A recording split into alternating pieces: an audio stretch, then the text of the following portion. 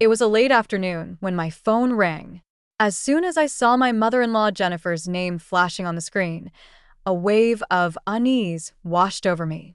Her calls were never simple, never ordinary.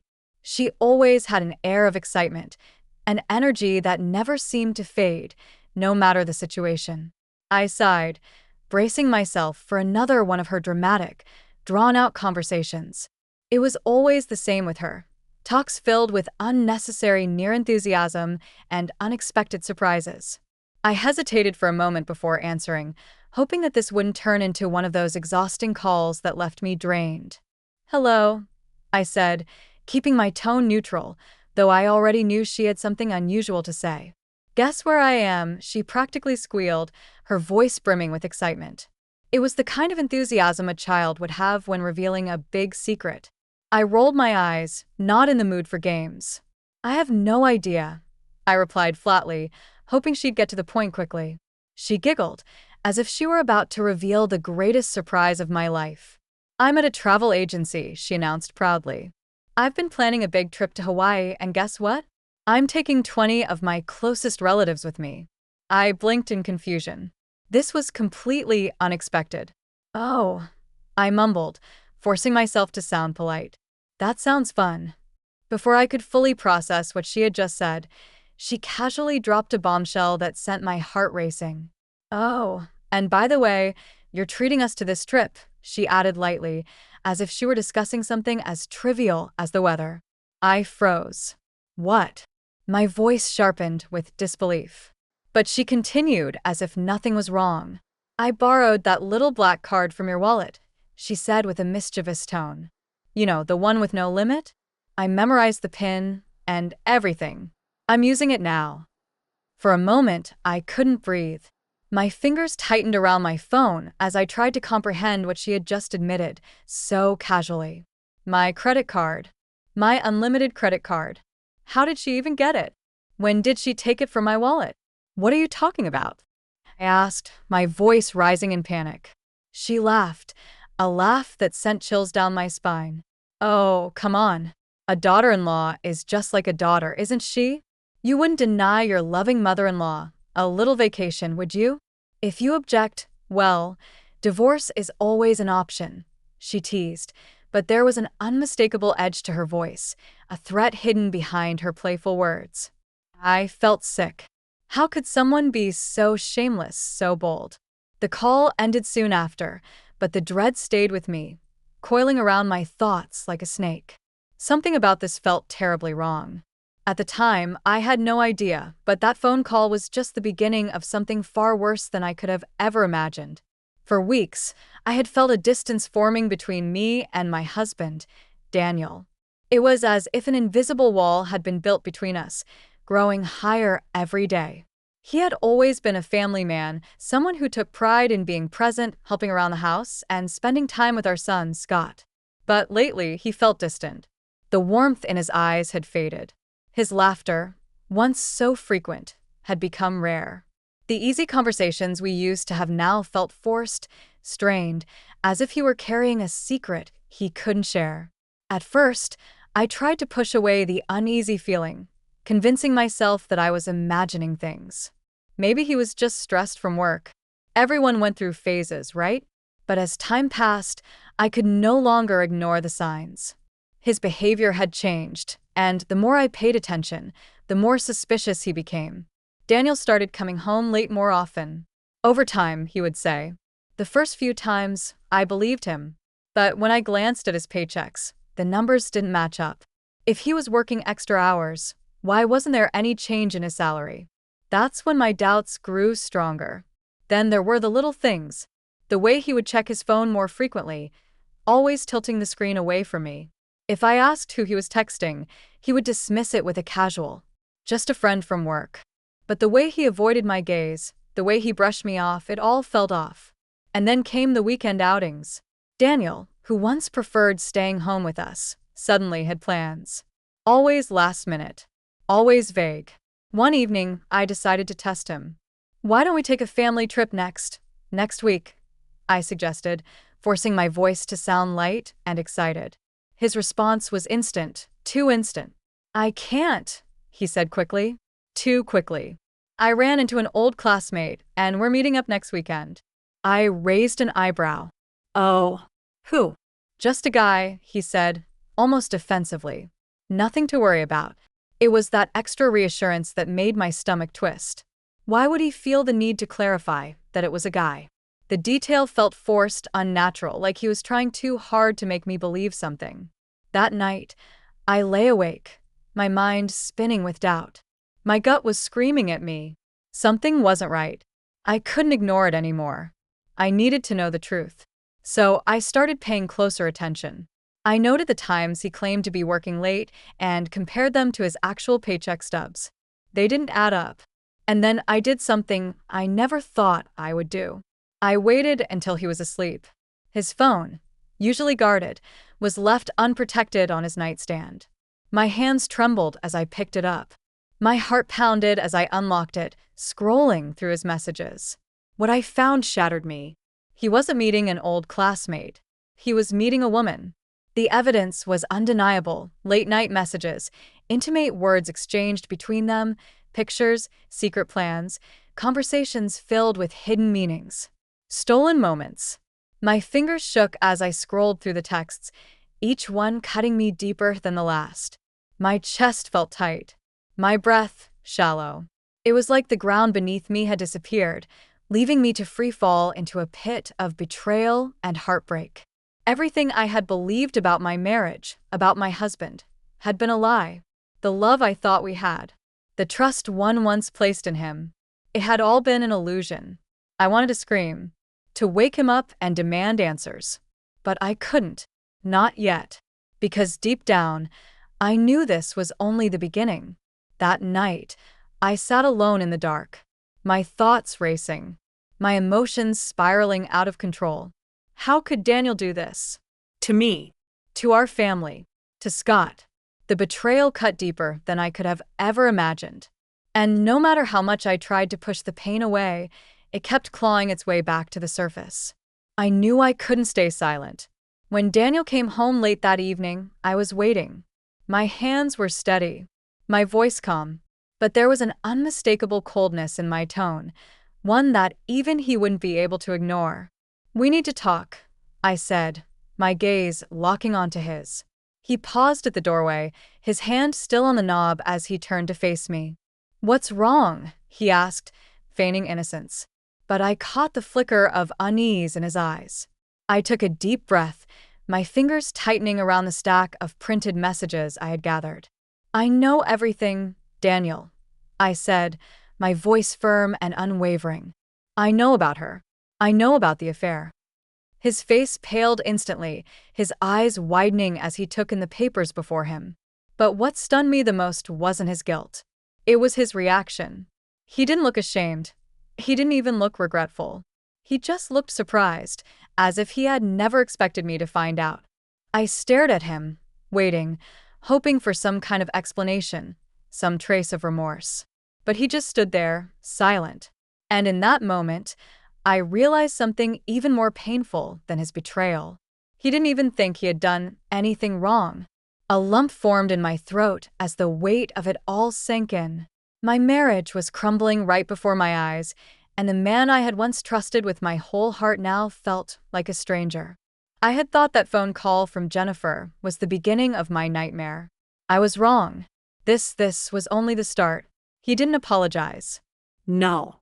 Instead of showing an ounce of guilt, he tried to justify his actions. "It's not my fault," he snapped, his voice laced with frustration. "You were always too busy with work. You neglected me. This isn't just on me. It's your fault too." I stared at him, my mind struggling to process the sheer absurdity of his excuse. I didn't know whether to laugh at the ridiculousness of it or cry at the betrayal. How could he blame me for his infidelity? Had he forgotten why I worked so hard? I was the one keeping this family afloat because he hadn't been pulling his weight. I had sacrificed so much, and this was how he repaid me? His excuses only fueled my anger. "No, Daniel. You don't get to put this on me," I said, my voice steely with resolve. "You're the one who chose to betray me. If you had a problem, you could have talked to me. But instead, You chose to be unfaithful. This is on you." Without another word, I pulled out the divorce papers from my bag and slid them across the table. His eyes widened as he stared at the documents, his fingers twitching as if hesitating to touch them. He looked back at me, desperation creeping into his voice. This is a joke, right? You can't be serious." I met his gaze with unwavering determination. "No joke. Sign the papers, Daniel." The next few days were a whirlwind of paperwork, legal discussions, and a suffocating sense of finality. Daniel, in his delusion, seemed to believe this was temporary, that I would somehow change my mind and forgive him. He even begged me not to tell his mother, as if keeping her in the dark would somehow undo the damage he had caused. But there was no going back. The moment I discovered his betrayal, my feelings for him had evaporated. I had already begun preparing for the next chapter of my life, packing up my things, moving on, and focusing all my energy on our son, Scott. There was nothing left in me that wanted to salvage what we had. And then there was Jennifer. I had no intention of letting my mother-in-law off the hook. Her entitlement, her meddling, her absolute lack of respect for me had contributed to this mess just as much as Daniel's actions had. The stunt she pulled with my black card was the last straw. Whether she realized it or not, she had played a role in shaping Daniel into the man he had become, a man who felt no remorse for betraying his own wife. When I finally called her to break the news, her reaction was exactly what I expected: outrage, disbelief, and a complete refusal to accept reality. "How could you do this?" she shrieked through the phone. "You're breaking up our family, and without even consulting me?" I pinched the bridge of my nose, exhaustion washing over me. "There's no need for family consent to get a divorce, Jennifer," I replied, my voice calm but firm. She gasped, as if I had just uttered the most blasphemous words imaginable. "But Daniel is my son. This affects me too. You're being selfish." Selfish. That word rang in my ears, the sheer irony of it almost laughable. This was the woman who had stolen my credit card for a lavish vacation. The woman who had enabled Daniel's behavior, coddling him even when he was in the wrong. And yet, she had the audacity to call me selfish. I took a slow breath, studying myself. "Jennifer, this is between me and Daniel, not you. I don't owe you an explanation." Her voice turned sharp, filled with anger and desperation. "Do you really think you can take Scott away from us? Do you think Daniel will let you?" A cold determination settled in my chest. "I will do whatever it takes to protect my son," I said. "And if Daniel or you try to stand in my way, you'll regret it." There was silence on the other end of the line. I could almost hear her seething, but I didn't care. This was my life now, and I was done letting them control it. She let out an exasperated huff, clearly annoyed by my refusal to bow to her demands. But then, in typical Jennifer fashion, she shifted the conversation to what truly mattered to her. "Fine. "But what about the Hawaii trip?" she asked, her tone suddenly nonchalant. "You're still paying for it, right?" It was in that moment that everything clicked. This wasn't just about Daniel. It wasn't just about his affair. It was about a deep-seated entitlement that ran through his family, like a disease. Jennifer had never seen me as an individual with my own life and decisions. To her, I had been nothing more than a convenient source of money and stability, a tool to be used and discarded when no longer needed. But I was done playing that role. As I prepared for my move, I thought I had severed all ties with them. But then the phone rang again. It was Jennifer. Her voice was frantic. "You need to fix this," she demanded, barely allowing me a chance to say hello. "I'm at the travel agency, and there's a huge problem." I sighed, already knowing this would be another headache. "What problem?" "The charge for the trip won't go through," she shrieked, her voice nearly breaking into a sob. "The agency says it can't be processed." My grip on the phone tightened. A bitter laugh bubbled up in my throat. She actually thought I would let this happen. That, after everything, I would still foot the bill for her extravagant getaway.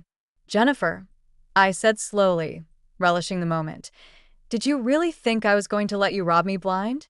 That card was canceled the moment I found out what you did. You're not getting a single cent from me." Silence. A long, Stunned silence. And then an explosion of rage. "You ungrateful," she began, but I cut her off. "I'm done, Jennifer. Done with you. Done with Daniel. Done with all of it. Find another way to fund your little vacation because I'm not your ATM anymore." And with that, I hung up. For the first time in a long time, I felt free. But then I froze. My world felt like it was crumbling around me. How could she have charged that much on my black card? My hands trembled as I gripped the phone tighter. "Jennifer, what did you do?" I asked, my voice barely above a whisper, struggling to keep my composure. "Why did you cancel the card?" she demanded, her tone sharp as if I had wronged her instead of the other way around. "I was planning a trip." I took a deep breath, willing myself to remain calm. "I noticed you watching me enter my PIN during dinner that night.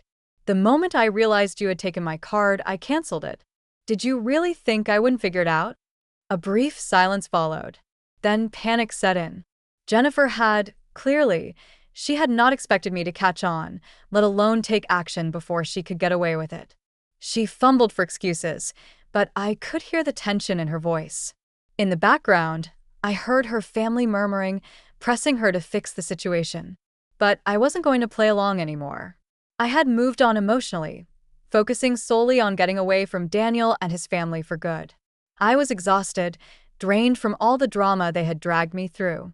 And just when I thought I could finally breathe a sigh of relief, the front door slammed open. Jennifer stormed into the room, her face twisted in fury.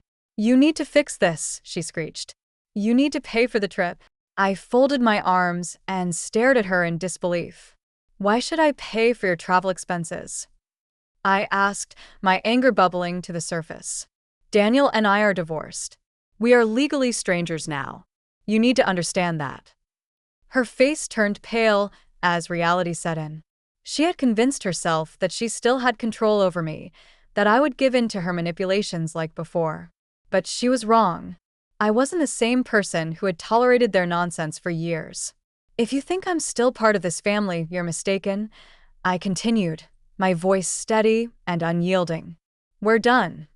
Her response was swift, her voice dripping with malice. "You'll regret this. You don't know what you're walking away from." But I wasn't afraid anymore. I had made my decision. It was over, not just with Daniel, but with his entire family. I wasn't going to be their punching bag anymore. I had endured enough, and I refused to let them manipulate me for another second. As I packed the last of my things, Tyler's words echoed in my mind. "I'm going with Mom." He had made his choice without hesitation, refusing to stay with his father or his grandmother. The realization hit me hard. We were starting over, just the two of us. And we were going to be okay. Daniel's affair, his mother's manipulation, none of it mattered anymore. They had lost their power over me. Jennifer's attempts to guilt-trip me fell flat, and I didn't even bother responding to her increasingly desperate messages and calls. With one final look at the house that had once been my home, Scott and I walked away. We left Daniel and Jennifer to deal with the fallout of their actions. I didn't know what the future held, but one thing was clear. I was finally free.